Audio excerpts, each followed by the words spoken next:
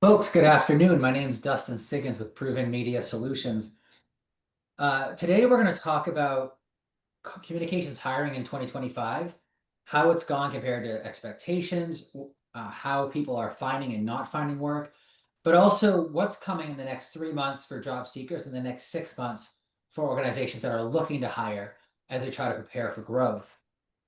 Some context here for why we're having this episode is earlier this year, Brooke, Jessica, and Michael were featured in an article I wrote for Dwyer's that 2025 was going to be a much stronger year for the comms industry, especially compared to 2023 and 2024. And while the data has backed up that prediction, it hasn't been, and Michael will get into this in just a moment, hasn't the data hasn't backed the argument that this would be such a strong growth year.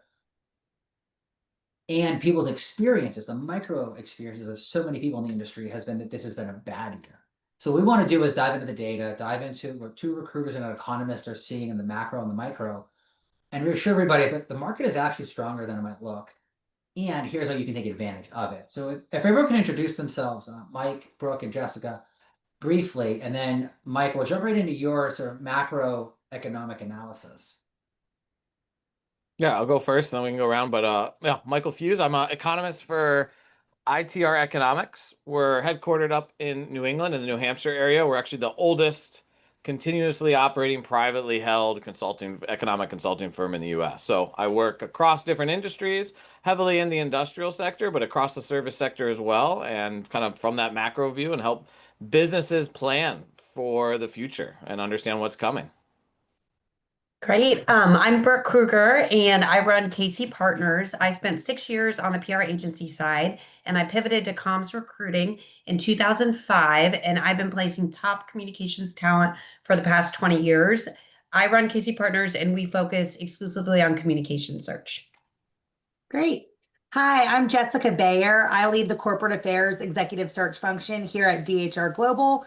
If you're not familiar with DHR, we're a top 10 global retained executive search firm. And I, like Brooke, I was in the PR agency world for about 12 years before coming over to executive search.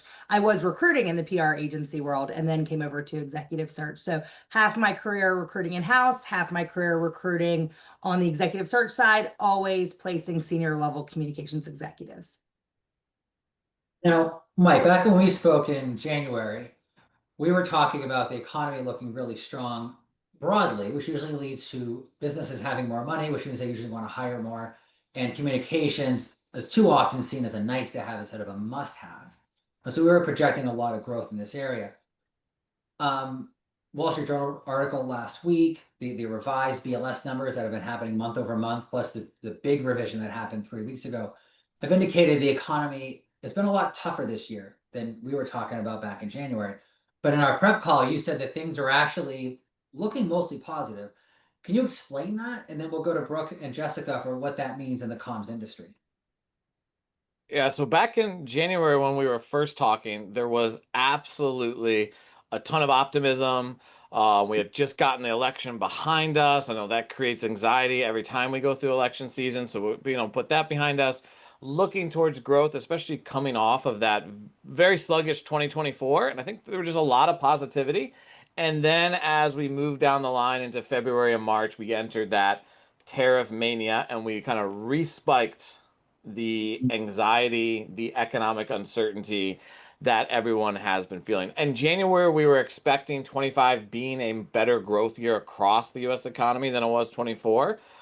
And that still is the case. Things are absolutely growing and it's starting to pick up. All the leading indicators that we look at, well, not all, but the vast majority, there's a consensus. But that economic uncertainty that spiked this year due to the tariff, I call it tariff mania. It's just yes, no, stop, go. Did create a bit of a drag on growth. So one probably delayed when it was going to start picking up, which we kind of had circled around June, and probably we're still going to grow, but the peak of growth that we're going to get to in this cycle, and by that meaning when growth rates will be at their highest, those growth rates will probably be a little less than they would have been if we had just kind of avoided the uncertainty. But I think the last piece I'll add is we as human beings, we're all emotional creatures. and we tend to be very short-sighted, and we remember when we compare the now, we compare it to what did we just come out of. And while we remember 24 was sluggish, we also remember the sugar rush coming out of COVID and the pandemic, where just things were booming. There was more demand than what most businesses could keep up with. And we're not feeling that same sugar rush coming out of this because it's more of I would call it almost a more natural cycle. We're not dumping $6 trillion of new money out of thin air into the economy. So we're like, this doesn't feel like the last growth cycle we were just in. And because of that, the feelings are a little mismatched with what's actually going on in the economy. Absolutely. I can echo what everything you're saying. I do think, we were the boom from fall 2020 to May 2022. That was a boom time in comms hiring. Right after that, teams started decimating. There was an abundance of comms people out of work at a tough time, and we have slowly been coming back. I have seen 2025 as a positive year for comms roles. There are more roles being created. There are more people leaving jobs to take new roles, but it is still super competitive and hard to get a job. And that is because there are still so many people who are looking. Yeah, again, agree with both of you. What's interesting about comms, though, is the function has been elevated over the past several years and has become more critical. And CEOs are looking for communications leaders who can sit side by side with them. Boards are now including communications leaders. So I don't think the comms industry can go hand in hand with what's happening with hiring economically. It's a little bit higher and a little bit faster because there's more demand for those people who really understand how a business makes money, can translate that into a story that consumers care about when talking about the corporate brand, the reputation of the brand, the reputation of the executives, how they're giving back. So I think there's an opportunity for comms leaders, and there will continue to be because the seat they now have at the table. Yeah, when we look at the data too, especially, I mean, from a revenue perspective, if we look at what companies are spending on advertising, on getting their message out, on trying to stand out in a very competitive market, the need to communicate your competitive advantages and what differentiate you is never higher. And there's also the need for that innovation to stand out because there is so much noise. We see like advertising revenue an all-time high. When I look at like PR employment across the economy, it has softened a little bit since that peak that you mentioned right around June of 2022. But if we look at the long-term trajectory, it's kind of normalizing, and all the leading indicators show we should actually start seeing more of those tailwinds where there's going to be more and more demand for people to be in comms, especially as we get into the back half of this year and next year, which we expect to even be a better growth year than 25. So one of the things, by the way, anyone watching, please comment, ask questions, because I know many of you I've spoken to have indicated that you're not seeing that same level of opportunity or that optimism that we're seeing here, that we're talking about on this call. So let's dive in, Brooke and Jessica especially. When you're talking about, things are going up, why is it so hard for senior comms folks to even get a response, get that interview, get a response, and then even get hired? There's so many people I've spoken to, and this is anecdotally, this is not, I'm not in the world, that same world the way you are. It does seem like VP and up, it is just hard to get the interview. It's hard to show that value and that differentiation because, to your point, Jessica, I think it was, you've got to be able to show that understanding of the business.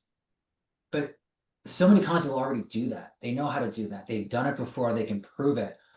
Why aren't they landing the jobs? Why are they out of work for 6, 12, 18 months, scrapping together, client work when they really want to be in-house and driving that value?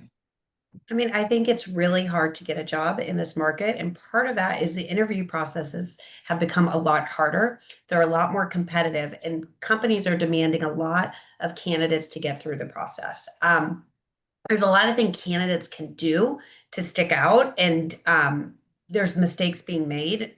And it really is about being prepared, knowing why you're a fit for a company. What is your story? Why are you the best hire? And so that's one kind of path that I see is it's just job searches are much more competitive now than they have been in a while.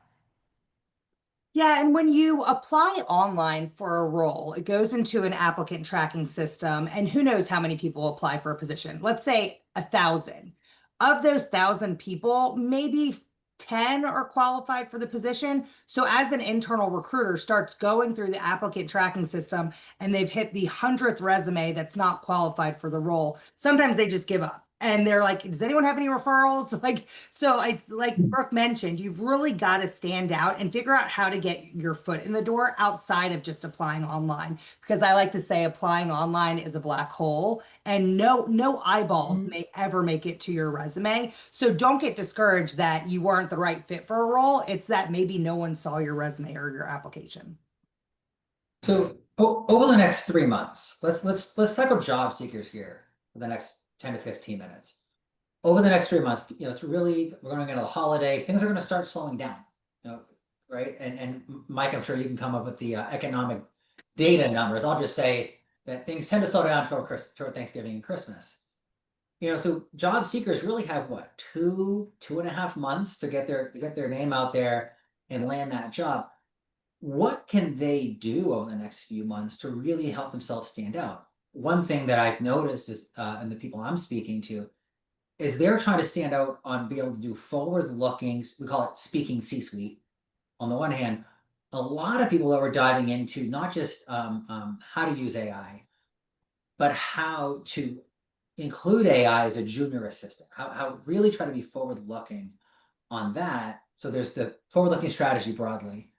There's knowledge of AI, and then there also seems to be showing that you understand micro-influencers, the use of LinkedIn, the use of newsletters and the like, to reach audiences that are not as reachable through the sort of dying legacy media. That's what I'm seeing from my micro perspective. Jessica and Brooke, how would you advise people to be, beyond the 30,000 foot level, Brooke, that you laid out, for example, but really showing that value in an interview when you might have that broad experience, kind of customizing and tailoring? Well, I mean, I think you need to truly understand the job you're interviewing for and why you're a fit for the job. And so, and use whatever tools possible to get you ready for that. I mean, a lot of people always ask, like, how do I show off my AI skills in an interview? I look at it now like you need to be using ChatGPT or your preferred vendor for AI for everything. And it's like you don't put on your resume anymore that you know Excel. You're expected to know Excel and you're expected to know ChatGPT. And so you need to use it to your advantage to get that job. But when you do get the interview and realizing it is very hard to get an interview, do your best to prepare for it and understand why you are fit for the job you are interviewing for. How can you do that on a baseline level? Review the spec and have examples for every single thing they're asking. uh, really dive into recent experience and have stories fresh in your mind about examples that you're going to be asked. Okay. Yes. Oh, go ahead. That's it. No, I was saying okay. That's all. Um, That's the only value I can offer at this point in the Yeah. conversation. Oh, okay, that makes sense.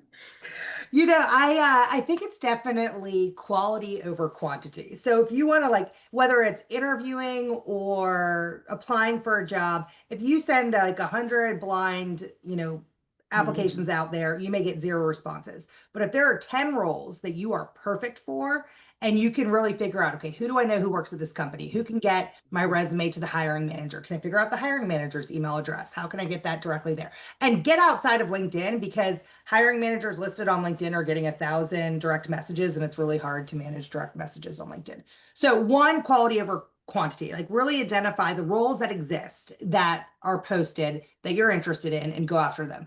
But then two, something I like to think about is there's a lot of companies who are IPOing right now, and IPOs create new opportunities for communications leaders. And so they may not be ready for a comms leader yet, but if you can look at people who have jobs that you're interested in at these companies that are about to IPO or have just IPO'd, and then look at similar companies that may have a need like that, see if you know anyone that works there, try and get in ahead of them even posting a job, and really get your foot in the door and identify opportunities that are exciting to you before they exist. So it's much more of like a research journey and a qualitative journey than a quantity journey. Like, let me just go out there and spread, my resume to every person who will take it. So really focus on what roles seem right for you. And I think adding on to that, I think what every candidate needs to figure out, what is the work that truly motivates them? What is the work that gives them joy? You cannot be all things to all people in this type of a market. If you feel, echoing what Jessica said, if you feel like you're a good fit for this job, or do your research, figure out who you know there. How can you get in there? Like sending 100 blind resumes, I doubt you'll even get one response. So That's the most educational part for me this year has been, I've always been a self-promoter. I was a blogger when blogging could actually provide an income. And so even before I started my firm, I was a journalist. I was always trying to get my name out there. Making 40 grand living in the DC Beltway, you have to do everything you can to try to get to that next level. And I've met so many comms professionals who I asked them, do you know 10 people who have the right, who have the money, they know they have the pain point that you can solve, and they know you can solve it. And a lot of them go, no, I've been in-house for so long. I've never thought about that network that you organically get working at an agency, or maybe in some other environments as a consultant, because you're organically meeting a lot of people throughout, 5, 6 clients a year, whereas you're in-house, you only know the people you're working with. How can people break free of that and really think through, let's say, the 10 people they know who could hire them now, or 30 people who could hire them in the next 6 months? To your point, Jessica, how do they think through that to break out of their comfort zone in order to really, stand out that way and make those connections? I mean, I think your network is everything. And I think if you, you know, look back on your career, where have people you've worked with, where have they gone? Are they, are they at a company you're interested in? I think a critical quality right now as a comms person is you have to be a storyteller, an excellent storyteller, but you always have to be curious. And curiosity goes along with networking and keeping in touch with people. Another thing in this market that for a while references were like, you know what, we're not going to really, look at them. They're just, we'll do indirect references, or people just, give us people who say good things about them. That is no longer a thing. References are very critical in the job process right now in this current market. And when you start interviewing for any job, you should know who your references are going to be. And they should know why you're interested in the job once they're asked, and you need to prep your references so they can tell the story on you. So that is just one thing about trying to break out of your comfort zone, knowing the people who will go to bat for you, and then just keeping in touch with people where they are, and then getting back out. Events are happening again, things like these webinars. Put yourself out there and start attending things that could help you down the road. I think too, kind of building off that, it stuck out to me as when I go out and I talk and I get to meet with business leaders of all across the sector, I always ask, what are the biggest obstacles you're facing? And labor and good employees and retention is always in the top 3 that gets mentioned to me. And to your point, those references are so strong for an employee, because not only does it help close any of the trust gap, someone's willing to vouch for you, but also employers are so worried now about retention because the cost of replacing someone. And if they can feel that if I bring in this person, not only is someone vouching for you, but also if you can communicate, I'm looking for that long-term home, even if in your mind you're like, I might be a stepping stone, over communicate that, hey, I would need that long-term home. I want that stability. That's if you can kind of couple that with that trust factor with the reference, that's really going to give you that leg up. Because I can tell you from all the conversations, they're struggling to find competent people and people that they know are going to stay within their organization and be part of their team and part of their success over a long run period, because that really becomes costly and frustrating to employers. Yeah, I mean, exactly right. References, I laugh because my clients are doing references throughout the whole process, like the whole time we're talking to candidates, and we are too. What maybe we're not mentioning it in a name, but we're trying to, like, if this person says they did this at Facebook at this time, and I know someone who worked at Facebook at that time, let me ask more details about how that went. And so we're constantly doing references because you can't make a mistake in hiring, and every hire is critical because while there's more opportunities, teams are also shrinking. And so every person has to be critical on that team. So you have to make sure that every person is performing at the top of their game. And so you have to do those backdoor references to figure that out. One thing that you mentioned, Dustin, though, on kind of expanding out of your comfort zone, I think it's also like expanding out of your industry. So if you've only worked in, financial services your whole career, don't only look at financial services look at companies, look at like fintech companies, look at adjacent companies, look at other highly regulated industries that will see value in financial services experience.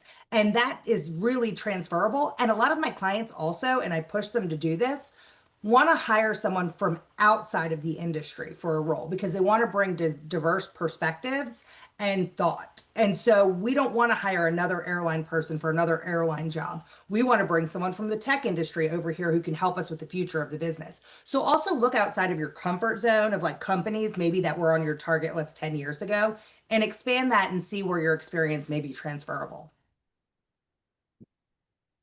One of the things Gail Marold here wrote in the comments, again, people, bring your questions in the comments. We've had Dana has made a great comment. We'll get to that in a few minutes. But I want to key on what Gail wrote, which was, I've applied for well over 100 jobs in the past 8 months. Just searching through LinkedIn, I would say about 70% of these jobs have not been filled. Not good numbers and very, very frustrating. So I'm resonating with both sides of that comment. Obviously, the frustration of saying, well, geez, I went through this process. Maybe I got ghosted about all this effort. On the flip side, as a small business owner, I don't want to shoehorn somebody into the wrong seat. And I know that there's plenty of good talent out there, right? And again, we're not hiring for this kind of role, but when I think of hiring philosophies, if companies know that they can have their pick, how long, Brooke, are you seeing companies being willing to leave a senior comms role open in order to have what they consider the perfect pick? Too long, in my opinion, to be honest. I think there is a syndrome out there where people want to turn over every stone and cast this wide net, and they are nervous to make a quick or a decision. And also, the interview processes are getting longer with more stakeholders getting involved because they want everybody to have a say and they don't want to get the hire wrong. So I always encourage our clients to have a very tight interview process. Who needs to be, the people who need to interview this person, they need to be part of it. But what is the process? How's it going to look? And when our clients come to us, it is a real role. And so I think though, to the comment, companies do post roles on LinkedIn to see what happens and to see if they should, if it's the right time to hire. And unfortunately, that's just happening. And candidates are the victims of, that style of looking for candidates. Yeah, I think that's So- the dirty part of recruiting, and not executive search, but just posting positions online that don't really exist. No one's like, that can happen. And it could be like, we may need this role in 6 months, so we're going to post this role and see who's going to apply. And then maybe in 6 months, we'll start recruiting for it, and then we'll have a pipeline of candidates. I mean, it's bad recruiting practice, but it's done. It's done. So both of you, I think, have mentioned getting off of LinkedIn. Since we're having this conversation through LinkedIn on LinkedIn Live, one of the things I've observed is a lot of people, in my opinion, they look at LinkedIn the wrong way. And I want to talk a little bit here about, if you're looking for a job, the process we've used to gain clients that I think is transferable to those who are looking for jobs. And it boils down to, your post is only 20% of your of your action on LinkedIn. When you're lifting weights, a lot of men in their 20s think, oh, if I go to the gym, I'm going to get really strong. They don't get enough sleep. They eat the wrong things. They don't get enough rest. They don't hydrate enough. And that's like 80% of your weightlifting and weight gain success. On LinkedIn, it does seem like a lot of people, they have good posts, but are they commenting enough on other people's content? Are they DMing people? Are they, in my case, I probably comment on 15 to 20 people's posts around the time my piece goes live. I've learned from a consultant that an hour after my post goes live, I change the lead on my post. It usually doubles my engagement within the next hour. And I also make sure that my posts are typically 4, 5, 6 paragraphs long. I walk the reader through the journey of the thought process. So it's not just, here's an insight, but it's, here's an insight and here's how that is applicable, or here's a case study, or here's how we think through that process differently than everybody else. How, again, it's a 7 step process, and I will put a link to that process into the comments if, Brooke and Jessica, what I just laid out seems like the right approach also for those who are looking for jobs when using LinkedIn as a platform to stand Okay, out. so absolutely. Okay, so I love LinkedIn. I think that LinkedIn is a great tool. I think applying just to jobs on LinkedIn is a hard way to get a job. But I Sure. think you should be updating your profile constantly. A lot of people are, don't want to post things, but you can still comment on other people's posts. You could like that. You should be constantly kind of reworking your summary. You need to be an active user on LinkedIn because you will also appear in searches that recruiters are looking for you. But I think if your method of trying to get a job is just applying to jobs on LinkedIn, you need to have a stronger method. But you also need to make sure your LinkedIn profile is aligned with your resume. When a resume is presented to a client, they are going to immediately go to your LinkedIn. We share the hyperlink of your LinkedIn, so everything needs to be aligned. But I am a huge fan of LinkedIn. I just think LinkedIn should not be the only way for applying to jobs, but you constantly need to be updating your LinkedIn and be active.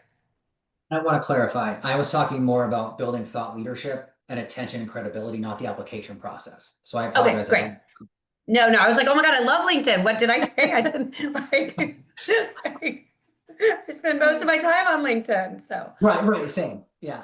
so Jessica, how do you advise your clients, job seekers, to build that credibility through the user experience, but also understanding the platform's peculiarities? Yeah, I mean, I think it's speaking about things that are relevant to the job you're looking for in the future or the job that you have now, whatever that may be. So there's some percentage, and I don't know the exact one, maybe Dustin, you do, where like 30% supposed to be personal and 70% supposed to be, kind of like Yeah. what you're trying, some sort of like combination of that. But it needs to be a combination of things. So you don't just come across as a bot that says things about executive Right. visibility. You come across as a person too that has other things going on in life and you're sharing some insights. But you want to give some so you get some. So you want to share things that are relevant and helpful to other people that may start a conversation that creates a network and dialogue with people who maybe you don't normally communicate with. I mean, I put a post up that I had no idea anyone would ever read about like the trend of chief of staffs, like comms leaders becoming. Yes. I've never Thousands gotten of so many engagement. people. I had no idea, like so many people Right. care. Like, and it's true, but like, Mhm. what is that topic that's going to be interesting to others? You may not even know it's interesting to others. So keep on diversifying what you're talking about, but making sure there's a common thread through what your ultimate goal is. Ironically, too, here, Rob Fredericks has commented, what are we seeing in terms of comms plus roles? Comms is part of corporate affairs more broadly. And I've never worked in corporate comms, but starting August of last year, when Axios reported on the survey of CCO getting a bigger seat at the table, not just the kids' table, but the adult table that Brooke referenced earlier, it does seem like there's a lot of surveys, to Jessica and Brooke, to what you both have said, that there is that greater respect for CCO, CMO, and similar types of communication strategy roles more broadly. When I'm on LinkedIn, the part I love most about LinkedIn is the comments, actually, because I can go to other people's pages. My post that day might be a little bland, say, like my post today only has 15 engagements, but the comments I'm making on other people's posts are driving relationship, they're driving engagement. And I think that a lot of people, the LinkedIn best practice is to have 2 to 4 sentences. So it's a beefier comment. And they want you to throw in keywords. And I do have, I don't know, 35 or 40 of them on my wall here that I do use. But I think the key is be your voice in a way that will stand out, right? Don't care what people think, but give them a reason to think well of you. And so I often ask a lot of questions. I'll say, hey, that's a good point. How have you addressed this challenge? Because maybe I disagree with them, but I don't want to be creating a fight with a prospect. So by asking those questions, I think you sound intelligent. It creates that engagement. It can start building that relationship in a different way on the platform. I love that. And I think you just made a really good point. You don't want to start fighting with people on LinkedIn. And so you can engage with people in comments to get their perspective, which I like. So, Mike, let's look at the next 6 months from the employer perspective. You talked about it macro earlier, but let's dive into some of the key numbers here. What is going to as people are looking to hire, they're looking to, you know, if they're taking too long, to Brooke's point, but also to your point, Mike, they're also saying, we want to hire someone we can trust, who's going to be here for a long time. How are employers, you think, looking at especially the comms role? Let's say advertising, but more in reputation, crisis management, crisis prep, and overall good corporate storytelling over the next 6 months. Yeah, I think it's the next 6 months is going to be very imperative for businesses to get ahead of the hiring process across their organization. But also, as the demand picks up in the market, that means they're going to need to more and more, one, communicate their messages out there. So that means to have their comms team in place, to have their marketing teams in place. But we've been telling a lot of our clients, don't let these job numbers that have been released and revised scare you, because jobs numbers are a lagging indicator. It tells us where we've already been. And when we look at That's a good point. when we look Yeah. at the leading indicators, just looking at the comms industry, a great lead indicator is revenue. When we're looking at revenue, it's already rising. It's an accelerated growth, which means hiring happens after revenue grows. So the demand for labor is already starting to pick up. And we're telling those that we're working with, don't let the anxiety freeze you. If your company and demand and the need to communicate your product and your service and your differentiator, if that's going to really pick up come Q1 of next year, when do you need people in seat so that they're trained and ready to tackle the mission? Because if the demand hits in Q1 and you're not ready, you're going to leave a lot of meat on the bone. You're going to give your competitors a leg up. So our big service to our clients is giving them that far enough look ahead so they can plan and put the blinders on when it comes to the noise from the Debbie Downers out there, and be like, things are picking up already. Are you ready? So you don't miss the opportunity to, one, take what the market's going to offer, but then take more share and help your company stand out in the long run. What's the long run in your case, Mike? You know, when we think of like PR, it's, you know, maybe 12 to 18 months. How far out are you looking with these predictions? Because obviously Well, in January you were saying, great, oh, tariffs impacted. There's obviously a very dynamic market with a global economy, terrorism, political attacks, and everything else happening. yeah, we take about 3 years as our bread and butter. Look out, typically we look as far as 5 for pretty accurate forecasting. Most companies come to us for about the 3-year view. But during it, there is that the dynamic nature of it, right? We can look at the factors at play, where the growth is going, but we can't forecast, you know, the Houthis blocking off the Suez Canal or whatever and Right, disrupting exactly. something. Like those we have to adjust as those things come into play. But when we look at the long run, it's about a 3-year look. So even though the tariffs happened, it didn't change our long-term economic outlook, because a lot of the ingredients for demand, for a more active economy, for even a more robust, tighter job market was already in play. We've already put the ingredients in play. We just turned down the oven temperature to prolong the baking, I guess, for an analogy. There's a lot of analogies. How Yeah, should I'm I just track going to them throw them all? all out today. Like it. Well, you know what the tariffs did impact, though? You asked Dustin about like kind of the future of corporate affairs or comms and what that looks like. It created more of a need to ensure that your communications leader also understands government affairs, public policy, Mhm. and public Great affairs. point. The roles that I've worked on this year are at that intersection more than they have been in the years past. Previously, it's been comms and marketing together, or comms and investor relations together, and this year it's comms and government affairs. So that's been important for, you know, kind of clients, because you need to understand how that impacts making money, back to the business acumen piece, and what impact and influence a company can have on the government or with target audiences. And maybe your stakeholders change because of what's happening with the government, but you have to have that knowledge. So that's something that's been, you know, really high on a lot of people's minds. Yeah, in this current political environment, policy environment, whatever we want to call it, um, the bureaucrats, the politicians, you know, we see President Trump saying, you know, I'm negotiating with this country. They're promising me private investment. I'm bringing IBM into the White House. They're getting into the affairs more of the private business. There's more of this overlap. So to your point, that demand and the need is certainly changing. Whether you like it or you don't like it, it's the reality, and businesses need to be prepared to deal with it. Yep. And the next thing, H-1Bs, where you have $100,000, that's going to change some businesses' profitabilities and plans for the Yeah.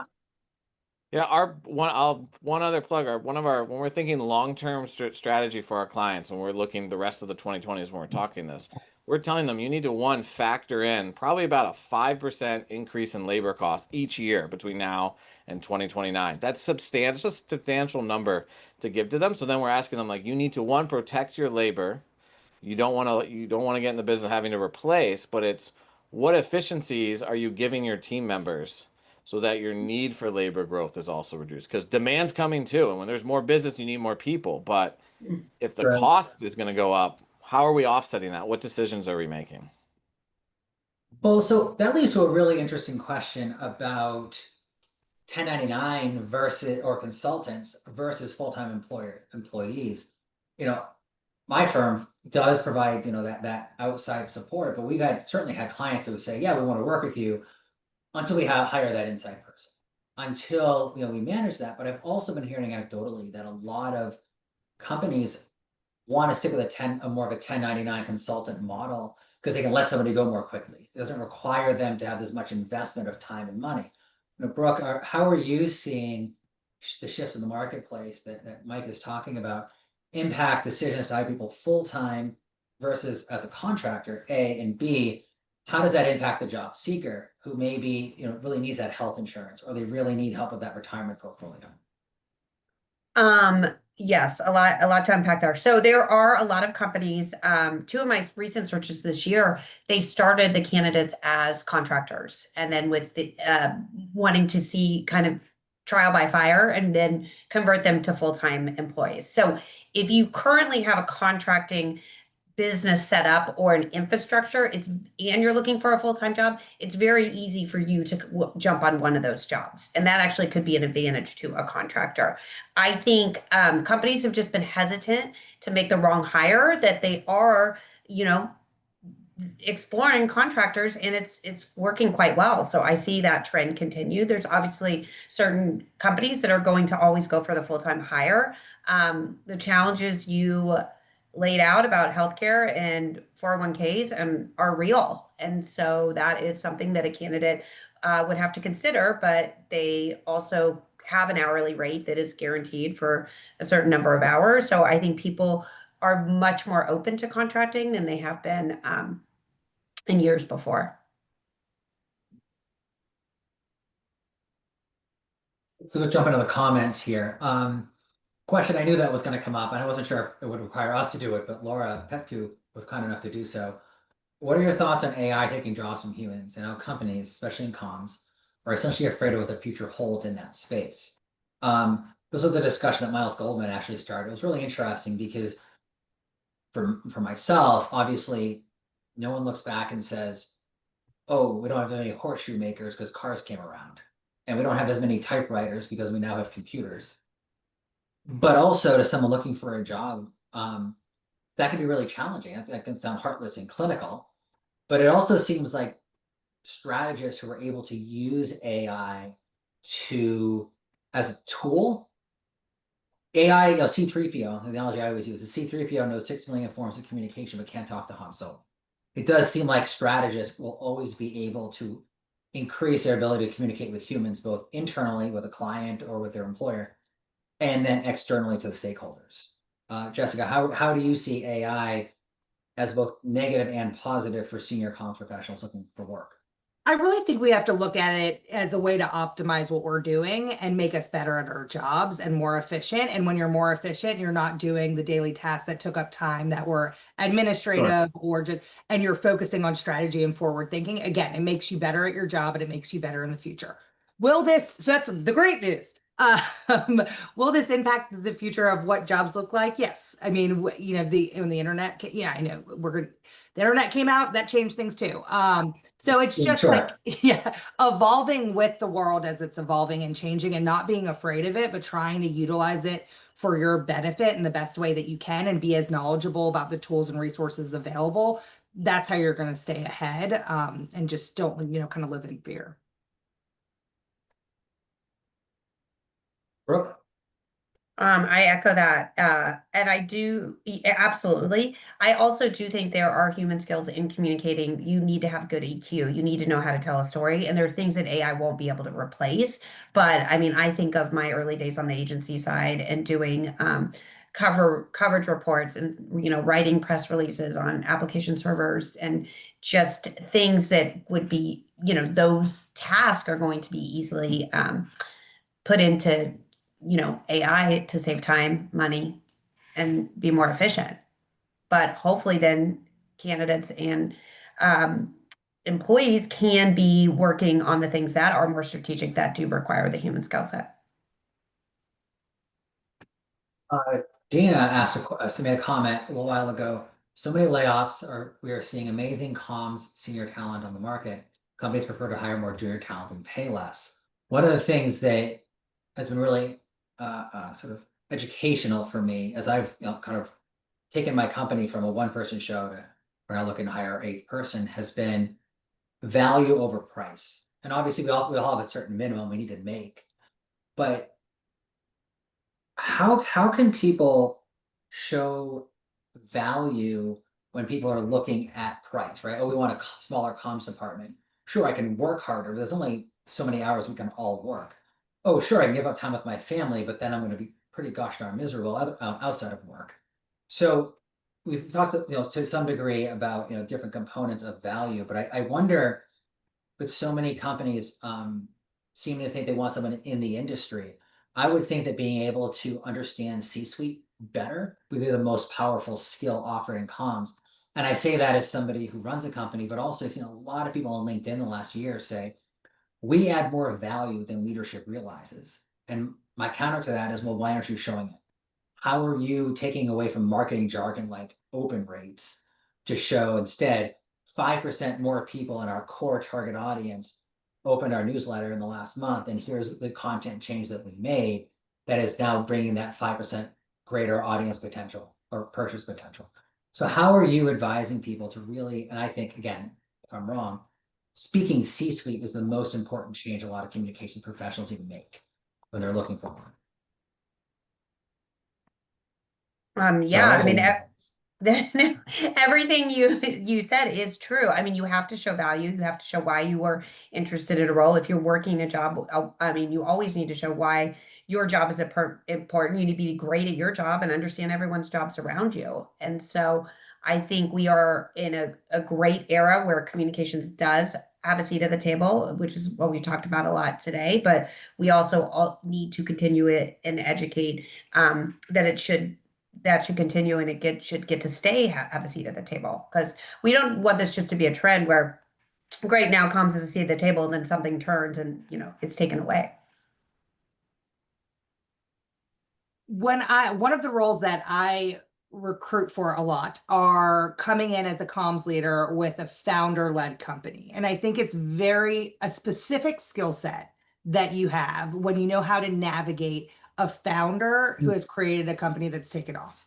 And so that EQ, like Brooke mentioned, is one of the most critical skills. I mean, it now definitely trumps media, like relationships, is having that EQ and knowing when to push on that executive, when to pump the brakes, pick your battles, explain the risks and possible rewards of every scenario. And a lot of that comes with experience. So I haven't seen as much of none of my clients have been like, we want to pay less money, so we're going to hire a more junior person. Sure. Because there is that need, like experience is what gives you the EQ to sit in the room and pull from your history and knowledge of what you've seen happen in the past to navigate those moments. That's what's critical. So a lot of times in an interview process, before I present a candidate, I'm really trying to understand, okay, like put me in a scenario. How did you handle it? And how did you navigate that? Because those are the scenarios that I can tell my client that they've handled, and my client will feel at ease in hiring this person because they know they've been there before. So that's just a skill set that you've got to build and have. Mike, coming from the corporate macro perspective, there was a survey from Member Shanwick that came out earlier this year showing that a significant percentage, I don't remember what it was off the top of my head, of executives were very concerned that between potential terrorist attacks, political attacks, and I think wars were the three biggest risks to brand that were identified as part of the survey. And yet a huge percentage of CEOs said that their comms team wasn't ready, in their opinion, to handle the crisis. The majority felt they were comfortable, but a huge minority felt that their comms team can't handle this. With so many, things coming out that are crises in an immediate term, like the American Eagle or some Cracker Barrel controversies that blip and maybe taper off. But then you also have CrowdStrike. There was a cybersecurity hack over the weekend in Europe that affected, I think, 4 airports, including Heathrow. What are you seeing in terms of ability to think through these crises and recognize that having a senior comms person in place to prepare for a crisis and then also execute during a crisis as part of a critical part of the company's survival and ability to thrive? Yeah, this goes back to the previous topic on AI, and where I was agreeing with everyone. I don't think AI is replacing the comms era. It's going to be a tool that comes alongside, but this is what AI can't do. And this is why I don't think companies can forego hiring someone that lacks the experience to save a few bucks is ever going to be a plan that can sustain a business. This has to be, this is how you differentiate yourself as a person, as an employee, with that competitive advantage. That one, you're not AI, so that's a great competitive advantage because you have actually been in the room, you have the experience, and now you have the confidence to communicate out things under duress, under stress. And obviously those top 3 things that you listed off there, war, terrorist attack, I can't remember the other, those are about as bad as it gets out there. I don't know if anyone's ever prepared for that, but it's about bringing that experience to that organization that, hey, I've been through other crises. Luckily, I mean, God forbid you were a PR person in Ukraine when Russia invaded, but hey, now those folks have some real life experience. If hopefully they're still around, and that situation, we can have a peaceful resolution sooner rather than later. But I mean, that's what's going to separate folks, and why you can still demand that salary if you have those competitive advantages. And the number one is you're a human being still, and lean into it. I think that ties back into the LinkedIn thought leadership part of the conversation earlier. Is if you just put up actually, I saw this example from a person a few months back. They observed some things in the tech marketplace and they said, oh man, this is interesting. This is interesting. Here's a summary. I can't wait to see what happens in the next 6 months. And it got a lot of engagement. But I would have loved to see this. And this was back in February, March. I would have loved to see that person say, here's what I predict in the next 6 months, these 3 things. And here's how the comms professional can think through these challenges. Actually, in this case, their target audience was the tech companies. Here's how CEOs can prepare for these challenges: A scenario, B scenario, C scenario. Because then you are storytelling. To your point, Mike, if you've gone through a war, showcase that. If you last week, one of my guests was the digital director for Ford during the 2008 auto bailout crisis. So yes, he's a coach now, he's executive coach, but a whole conversation, he relied heavily on that storytelling from that situation 17 years ago to show that he understands how to navigate crisis, communications, and manage executives.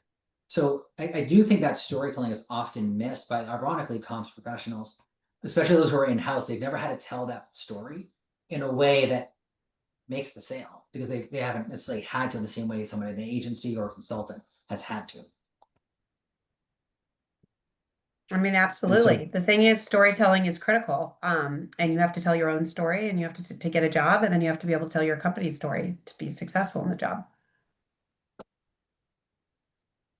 So we've got about 10 minutes left. I'm going to scan through the comments here, but what haven't we tackled? I'll kind of do a round, round robin, whatever that term is.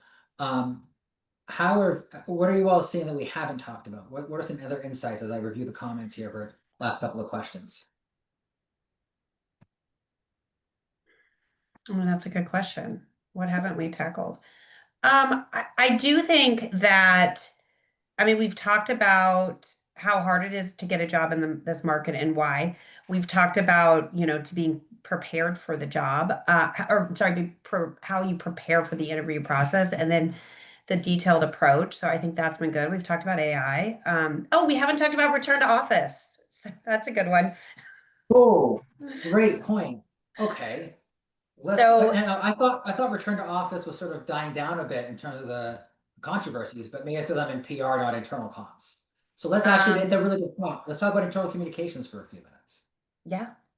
Um, Internal comms is a critical skill set, and I think every company realized that pretty quickly during the pandemic and all the crisis that followed after that, that they needed a good internal communication strategy. And I think internal communications is another field that has a seat at the table, and companies are hiring for these positions. They're expanding their teams for that. I felt like in the downturn of 2022 to 2024, some of the only positions I saw being hired in that time were internal comms, which is, I think, an interesting indicator. And yeah, internal comms with the unwired workforces and those folks you were talking about is how do we keep labor, our employees here and happy? A lot of time that's with the hourly workforce or folks who are not sitting at a desk and in front of your computer. So how do you engage with those folks and keep them excited and feel like they're part of a bigger, company and part of a bigger thing than just a paycheck? That's been one of the roles that I feel like, yeah, in 2020, we started to see internal comms like, kind of ramping up. And then I don't know if anyone's cracked that nut on how to like reach these employees who are not at their desks, but everyone's still trying and everyone wants to and they should. And they're a huge important workforce. So Well, I think it raises a good point. A lot of times, a lot of companies view comms as a nice to have when we have extra budget. How are you seeing a change in the marketplace, in the corporate marketplace, as companies recognize that, as you said, labor costs are going up. Let's keep our people really happy, and that takes more than just giving them more money, especially the younger workforce and workforce that may prefer flexibility over the bigger paycheck.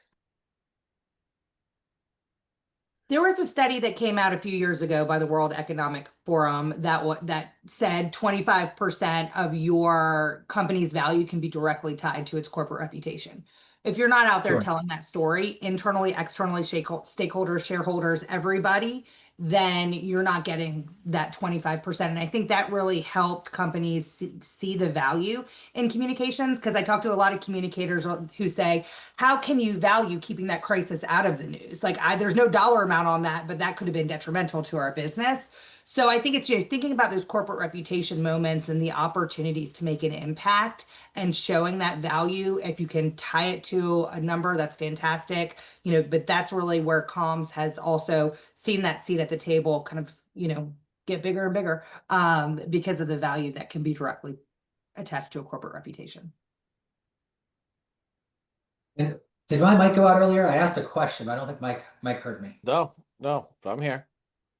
Okay, so Mike, what are you seeing as you said about labor costs going up and companies respecting the fact that they need to communicate with people who maybe previously loved the big paycheck, but now they prefer a more flexible lifestyle. They Yeah, want to there's live in that. a lower cost area, but still have that, New York City level paycheck. How are you finding companies or CEOs and other executives are adjusting to that reality regarding their internal communications and Yeah, keeping I've labor seen a force? lot of discussions with executives, especially when there's that tension between the employee and the employers. A lot of employers would love to return to work, but with a very tight labor market, even despite the negative news headlines, it's still a very tight, growing labor market right now. It's still an employee market where they can dictate more of the terms. So that's great for employees, tough for employers. So I've seen a lot of where they're saying, based on your zip code, we're going to tie your salary to it. So if you're moving to Montana because you love fly fishing, that's great, but the cost of living in Montana is very different than Austin, Texas, Washington D.C., New York City, and so they're trying to kind of cover themselves from that point by just kind of over communicating out. Yes, we're allowing you to work from wherever, but be it known that if you choose to move to these regions, we're going to pay you the competitive salary based on those regions. Has been the big one that I've seen. Does that answer your question too? Before I go down another track. Well, I mean, I'd be curious as to how that impacts employee culture. Oh man, I'm making a lower paycheck. Well, you're making the same paycheck, but emotionally, and emotions being something you brought up, Mike, early in the conversation. Emotions are such a big part of an employee's experience. If I feel like I'm getting a lower paycheck, by the time you explain that as an employer, does that, create more friction and more tension? Yeah, I mean, life only has trade-offs. There's no solutions.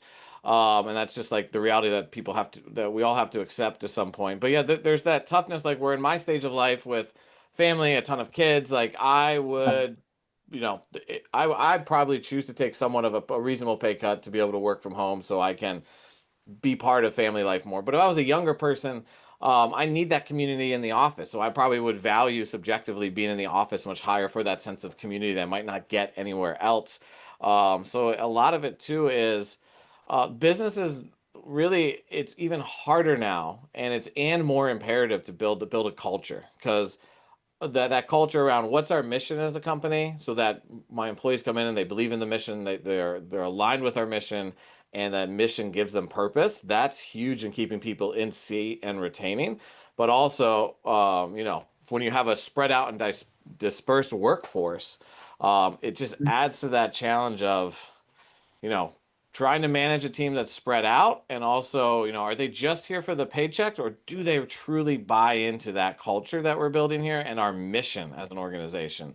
And I think clearly defining the mission is going to help get over the obstacle of the spread out team that could be dispersed across the country. If everyone truly believes and you communicate that out internally and it's part of your culture to kind of rally around it, I think that's going to be a huge competitive advantage.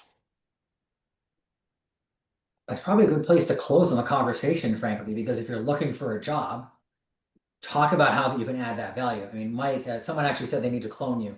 So I tagged you in a comment so you can see that people want to, I think they want you to shave a little more, but you look a little more like Dustin. But at the same time, you're making the comms professionals argument for them, and Jessica and Brooke, I'm sure you're advising your clients, make that C-suite argument, make that business value argument for yourself, because geez, if we can keep 3% more employment, people from leaving, that reduces cost of this, it increases profit this, and it reduces friction in this way. Can these things, are you seeing, Jessica and Brooke, that these things are able to be put into data that job seekers can use to promote themselves and move themselves forward through the process? I would ask AI. Probably. Fair enough. Sorry, I didn't mean to put you in the spot. I'm kind of a math nerd, so I was curious. Brooke, any last comments?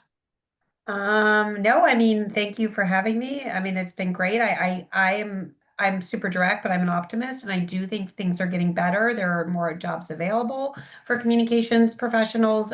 People are getting multiple offers during interview process. So I think things are looking up, and I would encourage everybody to, keep trying, but also be optimistic.